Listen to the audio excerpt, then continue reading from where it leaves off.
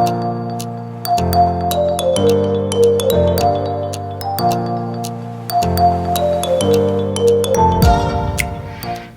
what's up, campers? Alright, so one of our activities that we suggested was making a hallway maze, which some of you may have done at camp. I love to do this.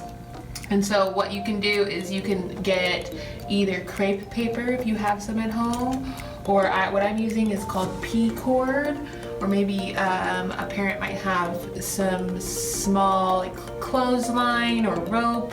You just have to ask for permission and see what resources you have at home. And then you can, I like the rope option because you can tie it to doorknobs and different things.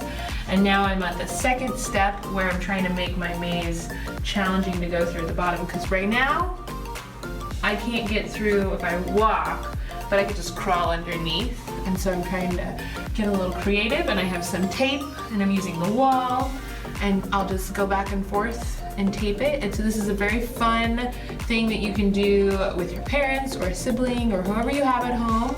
And one of you or two of you or three of you could make it, and then you can challenge the other people to go through it. And wait, I gotta get my uniform on. Escape through the maze, Wonder Woman.